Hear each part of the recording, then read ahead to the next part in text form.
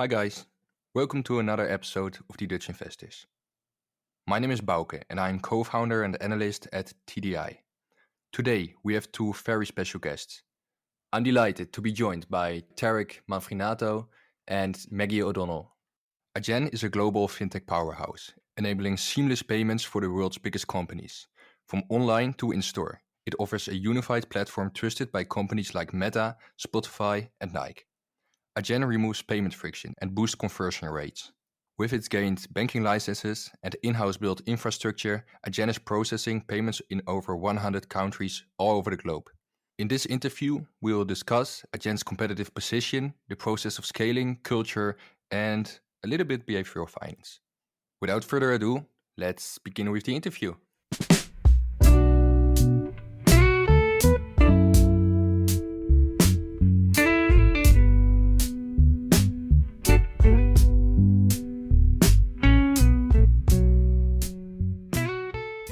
So welcome to our podcast, Tarik and Maggie. It's an honor to have you here. Maggie, would you please briefly introduce yourself and what your role is at Adyen? Sure, yeah. Thanks for having both of us. We're super excited to be part of this podcast. My name is Maggie O'Donnell. I'm on the investor relations team here at Adyen. I'm part of a team of two, but it's kind of expanded. There's investor relations and corporate comms. We work super closely together to help tell the story of the company.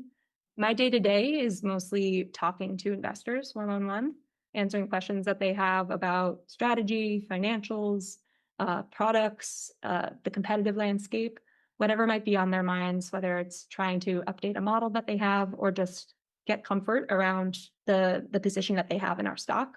Mm-hmm. The other group of people that we talk to are our analysts. So these are the equity research analysts, the ones who have research on the company, on the entire industry. And we just help make sure that they understand us as well as they can. That's really the day-to-day. We also work on earnings every quarter, every half year, everything that goes into the script, shareholder letter, and any other types of materials that we would share with the investors. So that's really the gamut of what we do. The way I kind of think about it is, this is a cheesy way to explain it, but it's almost like the window to Wall Street, which is that like we give the company the view of what the financial community thinks, and we also give the financial community the view of what the management team thinks. So we're trying to kind of bridge that gap. Okay, excellent. Thank you for sharing that. Tarik, we have already met at the annual meeting last year. Yes. Could you please briefly introduce yourself as well? Yeah, very happy to. Thank you so much for having us in your podcast. My name is Tarik, as you said, or Tarik. I have no preference. Okay. And I am a part of the corporate communications team. The corporate communications team, as very well introduced by Maggie, works very closely with IR indeed, and we are thinking about the strategy around communications, how we position a certain topic, or how we can work together with IR to build a shareholder letter, to build the earnings call. These are some of our key, let's say, deliverables as a team. We're mostly looking out for the broader reputation of Adyen as a company, right? We can look at Adyen from many perspectives, like as a product, as a market leader in many ways, but also just as like this company, corporation listed in the stock exchange. So like, how do you position this entity externally? That's mostly what the corp comms team is looking at. Yeah. Okay, great. If I'm not mistaken, you were born in Brazil. Yeah. At the other side of the Atlantic Ocean. How did you end up working for Adyen in Amsterdam? Yeah, good question. Indeed, I was born in Brazil. I am Brazilian. And I moved to the Netherlands 6 years ago to study first psychology and then went into neurobiology, neuroeconomics. And at some point through this process, I thought to myself, I don't want to be a therapist. I also don't think I want to be a researcher. So I used to tell people that I wanted an office job. I did not know what that meant. And so I started to try to find a place where I could have the experience of working at a big company and just seeing if from there I could understand what I was passionate about. And Adyen at the time had a very big working student program. And that's when I got into Adyen with a role in KYC, screening our merchants, making sure that our customers were people very good to work with, and eventually migrated into corporate communications. Excellent. Maggie, back to you. You've been working for Adyen for about a year now. What are your thoughts about the company culture? Yeah, it's an incredibly unique culture. It's similar to other tech companies I've worked for in that it's we are very fast paced. We like to think of a problem and try to solve it very quickly. We don't like to throw a lot of people at a problem. It's a very lean organization, and it keeps us super nimble. One thing that's interesting is that so we have this formula, we call it the Adyen formula, and it's something that is a big part of the interview process. And other companies I've worked for, they have something like this on the website, and then it's never referred to again after your interview process. But this is actually something that recurs and comes up all the time. I have it in front of me because I think some of these are really cool. But there's 8 main points. So we build to benefit all of our customers, not just one. We make good decisions and consider the long-term benefits for our customers, Adyen, and the world at large. We launch fast and iterate, which is what I mentioned. Super, super clear. Winning is more important than ego. We work as a team across cultures and time zones. We don't hide behind email. Instead, we pick up the phone. Super true. Helps us move fast as well. We talk straight without being rude, which is part of just being a Dutch company. It's very Dutch to do that. We seek out different perspectives to sharpen our ideas, and we create our own path to grow towards our full potential. So those things like really actually exist in the working day, every day. Collaboration is a key thing. Like we're talking about IR and corp comms working together. We're trying to solve similar problems, and like it requires just a lot of collaboration, picking up the phone. Working as a global team too is a challenge, but we can do it because of the way that this company is structured. I hear you. Do you believe this gives Adyen an advantage in attracting top-tier talent? Yeah, I think so. I think when you're trying to hire the best people and the most creative people, they want to be able to solve real problems. Like the people who come to work here don't want to like sit at their computer and just, do their job and sit in a spreadsheet all day. Like they want to like solve something. They want to talk to people. They want to understand their customers. Like they want to understand our product. And like that is just that kind of person is all over the place here. Yeah. I think those are the kind of people that really make an impact. It definitely helps here in the Netherlands. This is the majority of our employees, but I think everyone here, like this is a place people want to work. And I'm based in the US, and it's a bit different there, but our reputation is such that engineers and people who like really, they know the tech world, they want to work for a great company like this that is solving problems that exist today. So yeah. Talking about making an impact, the Adyen has some kind of rule that they donate 1% of their net revenues to charities, and that's an excellent example, I believe, where you put your money where your mouth is. You are actually making a good impact on the world, I believe. So yeah. I think the philosophy around the 1% is really that as our business continues to grow, right, we would like to leverage our growth as a multiplier effect to impact more and more people. And that's why our 1% fund is directly tied to the performance of our business, which is somewhat unique when you look at how other companies approach social responsibility, corporate social responsibility. Okay. Let's dive a bit deeper into the product and the industry Adyen is operating in. How would you compare Adyen's product to those legacy providers? Yeah, so I think I have a funny anecdote on that one because when I first joined corporate communications, I went to the sales team and I asked that exact question to them because I was trying to understand how our sales pitch worked. And he made the comparison of pitching an electric car, state-of-the-art, from the best electric vehicle brand that you can think of versus a car that's a little bit older, patched up by many years of maintenance.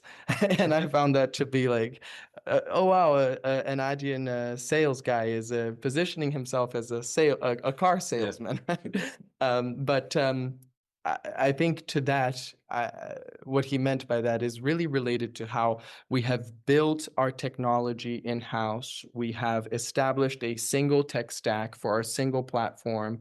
We're able to build with the knowledge of a team in-house. We really grow through research and development, and we're not just trying to solve for we solve for an environment just made out of patched up many stakeholders, many different companies trying to create a single stream, and we're able to bring this funnel fully in-house and really be the end-to-end provider of payments and other financial services more and more. I believe that will result in eventually better authentication rates and higher approval rates. Is that true? Yeah, I mean, our numbers speak for themselves.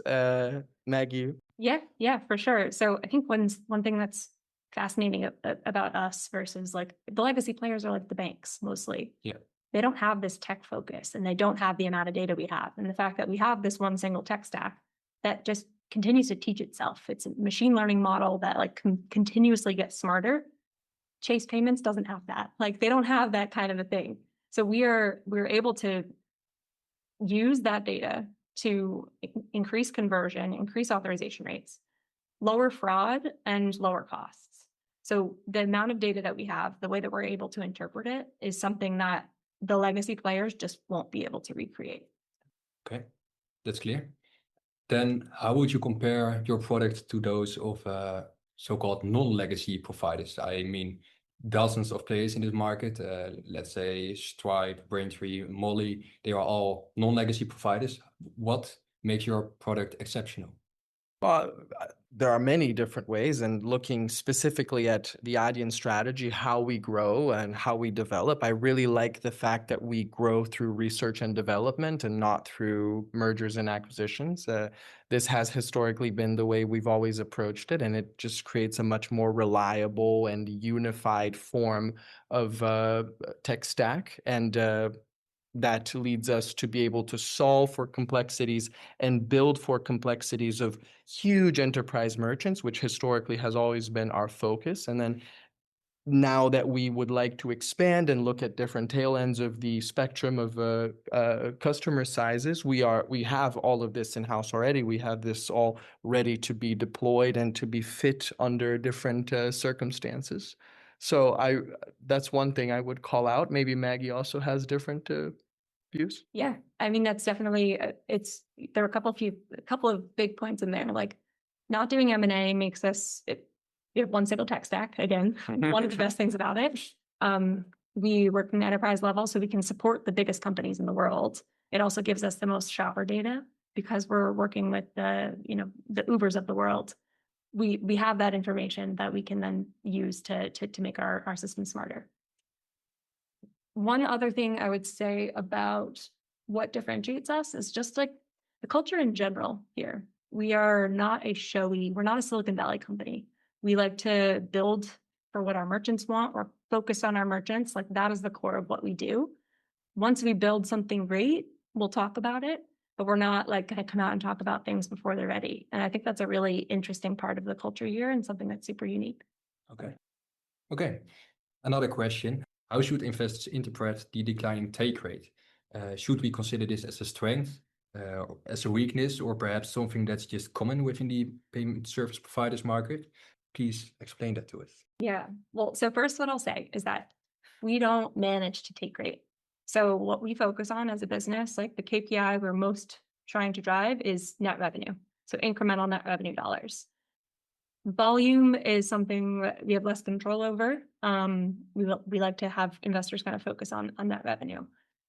Take rate will decline over time as we get bigger and bigger and more wallet share with our customers. So we have a tiered pricing model, which essentially says that as they hit a certain threshold, they have more volume with us, their price comes down.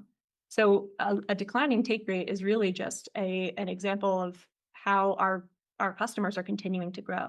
So I think by itself, it actually is okay. There are other factors as well. Like sometimes there's a big customer that leaves.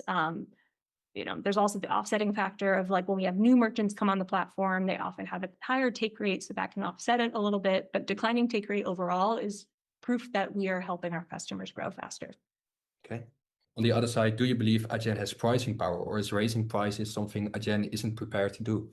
I think pricing is directly tied to our value proposition, and I think we've seen the market react to this, right? What we're mostly focused is total cost of ownership. Perhaps there is a price difference between us and other players in the market, but when we're able to deliver value and we're able to show them that end to end in the payment funnel, they are saving money. Specifically, what they are spending on is not necessarily the biggest issue if at the end of the day, we are the most cost-effective alternative. And I think we are more and more convincing the customers and the market of this reality. I'd love to also hear Maggie's thoughts. Yeah, definitely. It's super true. I think, and this might answer your next question, but a couple of years ago, we saw some pricing pressure from one of our biggest competitors. They really undercut us on price, and we stood true to always pricing for value. We didn't lower prices to try to match it. We want to work with customers who understand that payments are an enabler to growth. And if you're working with the right company who's like giving you more innovations over and over, that it's going to give you more value overall.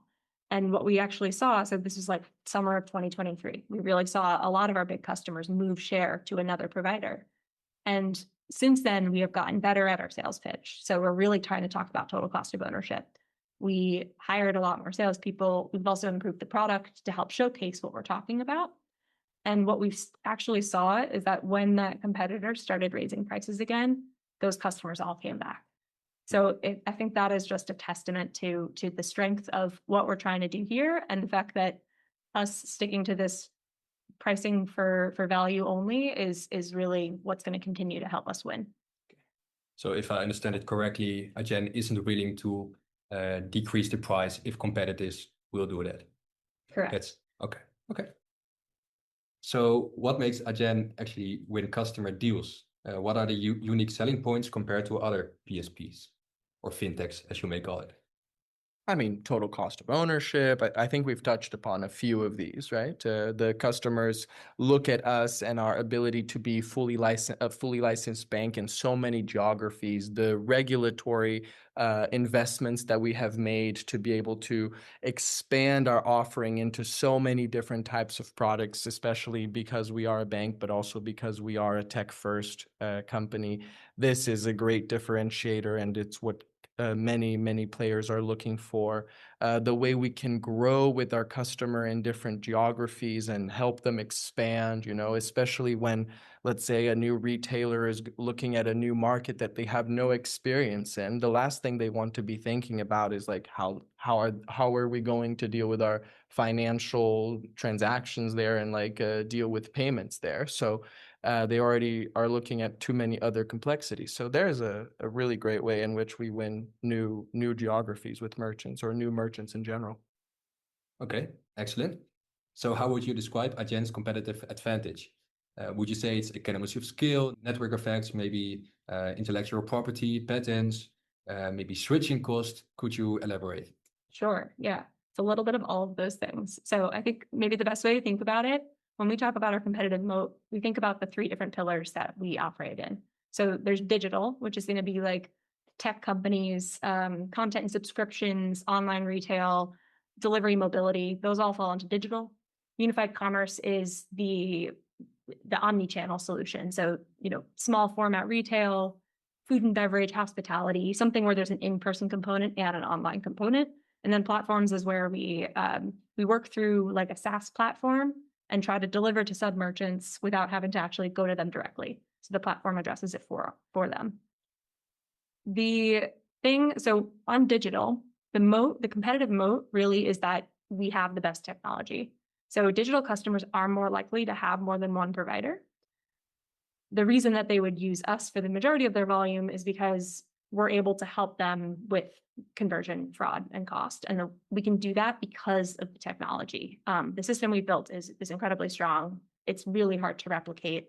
We've been doing this for a long time, and the system gets smarter over time. So on that side, it really is just, it's a bit, I guess, economies of scale, but it's also just the technology itself. Mm-hmm. Perhaps a superior product? Superior product, okay. Exactly. Unified commerce, this is a bit more interesting because we have higher share of wallet with those customers, and they are stickier over time. Like we could get to 100% share of wallet with most customers because once they start having the in-person component, once they have the terminals in store, they're more likely to use us for both online and offline. It just makes it for a better experience for their customers. And once they make the investment in the terminals, they are probably not going to switch to another provider. So on that front, it's switching costs.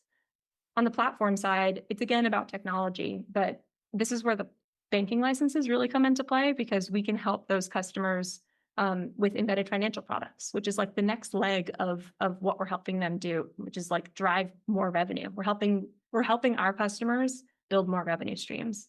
And so by adding to the product and having a better product for them, they become stickier over time as well. So we continue to win in that area too. Banking licenses are for the platform customers a very key benefit. Yeah, absolutely. Yeah, Okay. definitely. We can help them become fintechs through that, right? It's an extremely costly investment to get a banking license. We've always prioritized this. And so for a small startup, a small platform that's just trying to have a really innovative piece to embed itself in the platform and benefit from that, it's really revolutionary for them. Okay, clear.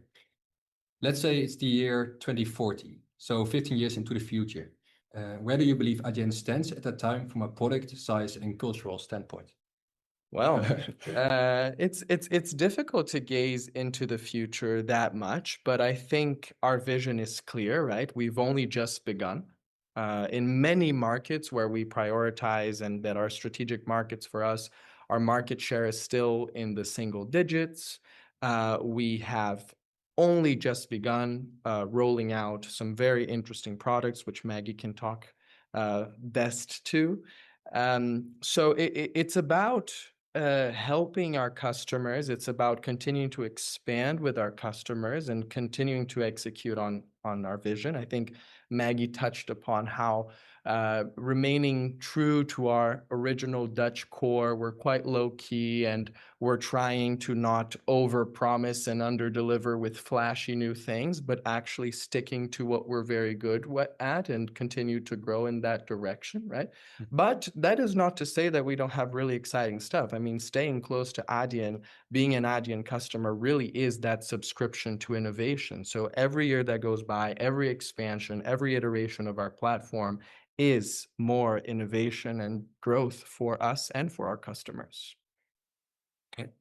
Only thing I'll add to that is in terms of like company size and like what our culture will become. I mean, I think we're going to continue to become more and more global over time. But we're also going to try to stay true to our roots. Yeah. And one of those things is not throwing people at problems and trying to make the product smarter so that we don't have to hire tons and tons of salespeople, tons of customer support, and tons of engineers to continue to grow. So the platform strategy is a big part of that. So instead of us going to every cafe in Amsterdam and trying to sell our product, we can go through a platform customer and we just support that platform customer. And then the platform customer talks to the cafes. Yeah. And so we don't then have to hire all those people. We just have to have the best product. Yeah. That's one example. The other is like Uplift, which is one of our newer products. That is a way for us to funnel new products and innovations to our merchants. So we're using, some of it is a bit of AI where we're making recommendations, but some of it is just showcasing our product suite so that we don't have to make sales calls and try to say, hey, have you heard of the next new thing? Like, it's a system that's already built. Mm-hmm. So it just makes it more efficient for us over time. So we don't have to double, triple, quadruple the size of this business or of the employee base to do the same for revenue. Revenue will grow with leverage over time. Yeah. What you just said about the platform customers, if I understand correctly, Adyen is the infrastructure, the platform is the middleman, and the cafe or the coffee shop at the corner is the end customer. Yeah, right? That's the right way to think about it. Yeah. Okay, all clear. So let's infer it now. What do you believe are the biggest challenges you envision for the next 10, 20 years? Yeah, I think our biggest challenge is our own execution. That's what we worry the most about. Obviously, there's market growth overall. Like, our customers need to grow. The economy needs to grow for us to grow. That's a part of our growth. But the other biggest buckets, the biggest contributors of our growth are expansion of share of wallet, getting new logos and new wins and ramping last year's group of customers. Those things are going to continue to be driven by us executing and not getting distracted by the new trendy thing. So we just need to continue to function at the speed that we are right now. The other thing that I think is key is that, so the next leg of our growth is embedded financial products. That is it's the next thing. It's the next growth driver that hasn't really taken off yet. That is critical for us. And so that's a big challenge, just making sure that goes to plan and that we continue to roll that out and that it becomes a big part of our story over time. I think that's a big challenge for us. In how many years do you believe embedded finance will really contribute to the revenue of Adyen? So it's contributing today. We are seeing some progress. Issuing is one where we've had some pretty significant milestones in the last half, H1 2025. We hit 2 billion euros in volume for the half, which is a milestone for us on issuing. But still, in terms of contribution, it's small. I would say this is like 5 to 10 years out in terms of major contribution. Okay. At the 2023 Investor Day, Adyen shared the expected growth in platforms is highest of all three pillars. So when we extrapolate this, we can expect platforms to be at least as big as unified commerce or digital. But what comes after platforms? I wouldn't necessarily look at it from that specific perspective. It's not, when we look at our offering, right, we can touch upon the entirety of what our customers and the global players that are moving money around need, right? We have the platforms that helps us reach the small cafes. We have digital for online retail, for subscriptions. We have unified commerce for the connection between in-store and online purchases. I would say Adyen continues to innovate in ways of optimization, uplift, embedded financial products. So I do think, to answer your question, embedded financial products is definitely the direction for additional growth, more innovation, but we're also refining our capabilities. We're making our platform more intelligent. We're leveraging the data that we have in our platforms to be better at what we do and have more creative product offerings. But in terms of what we offer and who we can touch with our offering, we're quite complete with our product suite. Okay.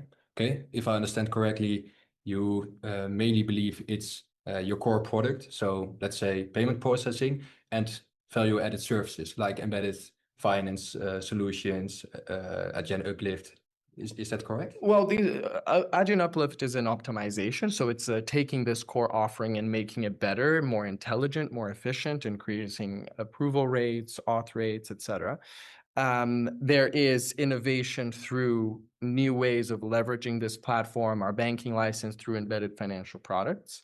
What I tried to convey with my previous speech is that I see that in terms of like core product offering, like we're not going to create an innovative new way to reach a customer that doesn't exist yet. Let's put it that way. So that's what I meant. Okay. One thing that's extremely hard to assess from an investor's point of view is the quality of Adyen's code and product. How can investors evaluate this? How difficult do you believe it is to replicate Adyen's code or product? Yeah. So the way that we think about it, I think I kind of alluded to this before, but it's the fact that our infrastructure has been built on this one single platform. It is a machine learning platform. It is teaching itself how to be smarter. It is adding data to itself over time. And if someone were to kind of come out and try to recreate that tomorrow, it's going to take them the same amount of time to get to where we are today. So this is years and years worth of shopper data and understanding of what our customers are doing. The thing that's the structure of it. And like, I think that's just hard to replicate. What I would recommend, there is a blog that we actually have. It is like it's an AI focused blog. It's an engineering blog. I think we don't point investors to it enough, but it's on the Adyen website. There is a post that's about how we use AI in general. And like those kinds of posts, I think would really clarify a lot of this for investors. It's beyond my pay grade to explain all of the structure of how AI works, but those blog posts are really, really helpful. Yeah. Okay, that's a good advice. Thank you. Yeah. Tarik, Yeah. Back to you. If I did my research right, you studied psychology and neuroeconomics in Amsterdam. Your thesis was about group decision making. Are there any insights from your study that might be interesting for investors? Oh, yeah. Well, my thesis was on political decision making, which is a little bit different, but ultimately it's about directing resources in one way or the other. So that's interesting. I would say to that indeed, I know that there is a segment of people that try to look at the markets from a perspective of greed and fear, and a lot of people touch upon prospect theory to try to anticipate how people are going to react to potential losses, to potential gains. And yeah, I can imagine that there is a world in which this information is helpful, but now stepping completely away from my role at Adyen and just talking about how I see this stuff very personally is that I take a very when I think about investing, and I don't do this to any large degree or anything like that, and it's I just think it's cooler to look at a company's story, look at a company's strategy, and try to see if that's something that you believe in and resonate, instead of trying to think about a greedy market or like timing the market, etc. Just my conclusion from my psychology degree is that don't necessarily try to psychoanalyze investors.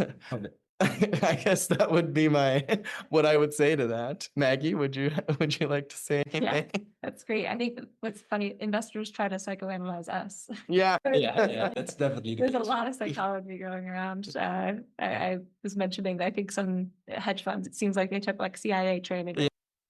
Even just saying something. But, yeah. Okay. Yeah. Any last words from you? Any things we haven't yet touched upon you want to share? I have a question for you. Okay. Are you familiar with the Adyen formula? Do you have a favorite formula point? Oh, that's a great question. I am actually familiar with it. My favorite point is the principle: we pick up the phone, we don't hide behind email. So that is way more efficient. The message comes across way more effectively, and that's something a lot of companies don't yet leverage, don't yet use, but Adyen does, and that's my favorite. That's an awesome one. Okay. Just showing up to people's desk. yeah. As you did here. As you did. Just showing up. Yeah. Cool. Maggie? Oh, what's my favorite? Or what's my? I'm going to answer the formula point question. My favorite is winning is more important than ego. It's the hardest one, honestly, for me. But it's the best, like, because it's all about the team. The people here are what makes this place really unique. And so just like working together with a group of people to like collaborate on a win is much more exciting than like one person getting to take credit for it. So true. So true. Yeah. My favorite. Yeah. I think picking up the phone is a pretty good one. I recently switched the formality of my role in a way, and then my manager told people like, what is the formula point that Tarik resonates with? Like in her view, it's picking up the phone, because like I just like show up at people's desks. I'm like, hey, can you help me with this, please? That's my approach. But my personal favorite is launching fast and iterating, because I think it's just so powerful. It's like, just get it done. just do it. Just do it. Don't be afraid. Don't try to make it perfect. And then if it needs some degree of fixing after the fact, we'll do it, you know. Yeah, I hear you. Excellent. Okay, thank you both so much for joining this podcast. And yeah, it was really insightful. Thank you. Thank you so much, Bouke. Thanks for having us.